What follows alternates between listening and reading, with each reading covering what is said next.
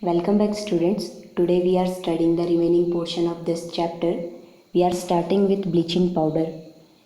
Look, bleaching powder is calcium oxychloride and its chemical formula is CaOCl2. One thing we have to know that it is also known as chloride of lime. Now let's see the preparation of bleaching powder.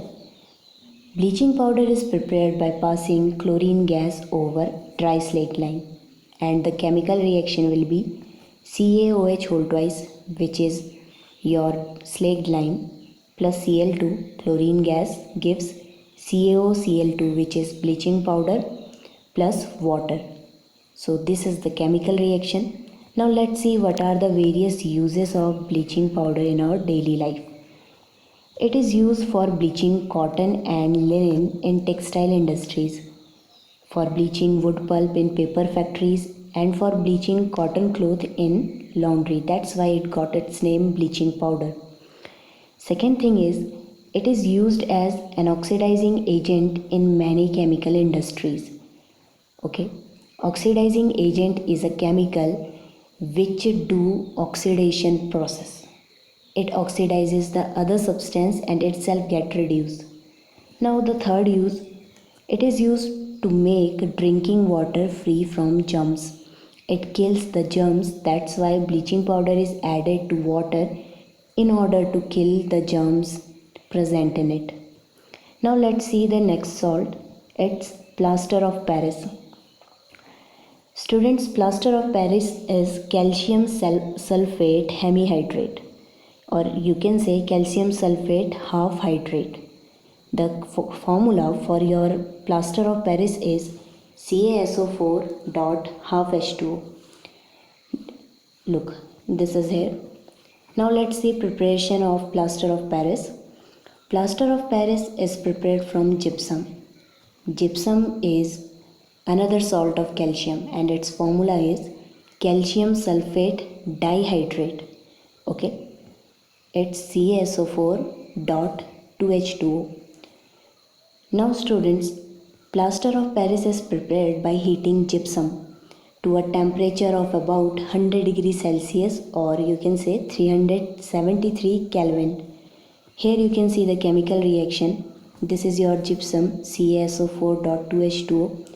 On heating up to 100 degrees Celsius, it forms plaster of Paris, which is CaSO4 dot half H2O. And you can see 1.5 H2O molecule which has been separated from the gypsum. Okay, so this was the preparation. Now students, if gypsum is heated above 100 degrees Celsius, then all the water of crystallization will eliminated and anhydrous calcium sulfate, which is called dead burnt plaster, that will form. Anhydrous calcium sulfate or dead burnt plaster does not set like plaster of Paris on adding water. Okay, so this thing we have to keep in mind, that the heating should be under control and not beyond 100 degrees Celsius.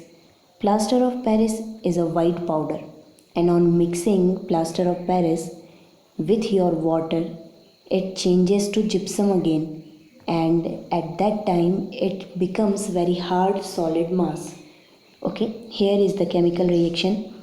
This is the plaster of Paris. It's combining with water and again it's forming gypsum. So you can say. Now let's understand the remaining portion, the uses of plaster of Paris. Plaster of Paris is used in hospital for setting fractured bone in right position to ensure correct healing. Actually our bones heal themselves, and the doctor recommends sometimes calcium tablets to you, but the plaster of Paris keep your bone at correct position so that they can heal properly. Secondly, it is used in making toys, decorative materials, cheap ornaments, cosmetic, blackboard chalk, and cast for statues. Okay. Now, plaster of Paris is used as a fireproofing material. It is used in chemical laboratories for sealing air gaps in apparatus where airtight arrangement is required. Okay. Now the last use, plaster of Paris is used for making surface like the surface of our house, the wall, smooth before painting them. Now the last topic which we will explore is water of crystallization. Hydrated salts. There are some salt which contain few water molecules as an essential part of their crystal structure.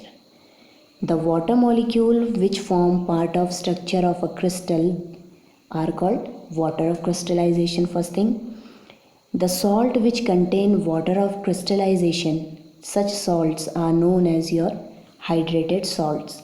Okay, every hydrated salt has fixed number of molecules of water of crystallization. We are discussing one example, it is of copper sulfate.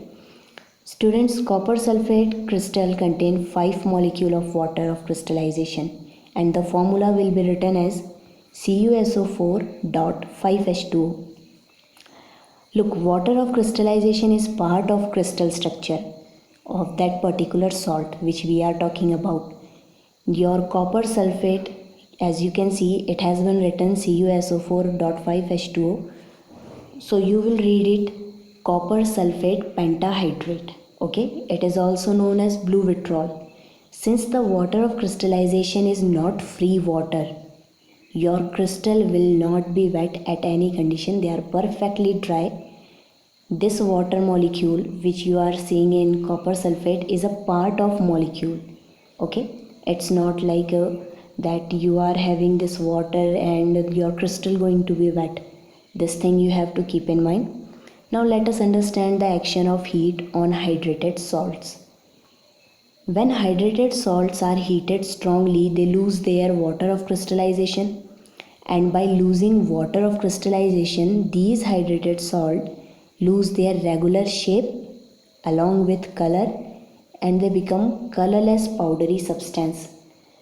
The salt which have lost their water of crystallization are called anhydrous salt. This word came to us earlier also. Anhydrous means a thing which doesn't contain water at all. Okay, it's simple. Now, on strong heating your blue copper sulfate crystal, they turn white due to loss of water. The dehydrated copper sulfate crystal, let me show the picture first, then I will explain the entire thing. Here you are seeing 3 pictures.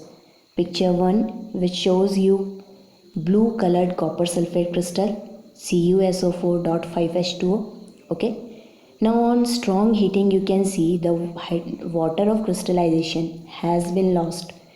On losing that water, your compound has turned to copper sulfate, just CuSO4, and now you can see it that its color is white.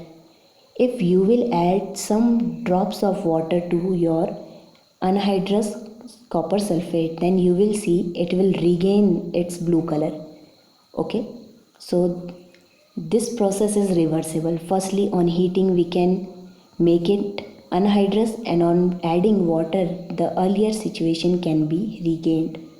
So the chemical reaction involved in these two processes, here you can see them. Firstly, your hydrated copper sulfate which was blue on heating turned to anhydrous copper sulfate which was white, then some water which was lost, and the reversible reaction on the third picture which you saw, it was CuSO4 combined to water to form CuSO4.5H2. So in this way we have seen the action of heat on your hydrated salts. Now let's sum up and we will see what you have learned here. Now here are some in-text questions from your NCERT. The first one, what is the common name of compound of CaOCl2? You must remember it. CaOCl2, which is calcium oxychloride. So the common name is bleaching powder. Okay. Now let's move to the next one. Name the substance which on treatment with chlorine yield bleaching powder. So it is your dry slaked lime. Third one. Name the sodium compound which is used for softening hard water. This was discussed by us in previous lectures. So it was washing soda. Fourth one. What will happen if a solution of sodium hydrogen carbonate is heated? Give the equation of reaction involved. Look students, when your sodium hydrogen carbonate will be heated, look, first thing, sodium hydrogen carbonate is baking soda. When baking soda will be heated, then CO2 will produce, and you can write the chemical reaction. Okay, sodium carbonate will be the other product which will form along with CO2. So the reaction will goes like that: NaHCO3, you will put an arrow and symbol of heat over it. The product will be Na2CO3 plus CO2. Now the last one, and water will also form, keep in mind, plus H2. Write an equation to show the reaction between plaster of Paris and water. So as we discussed this reaction just in today's lecture, that when your plaster of Paris will combine with water, it will form gypsum.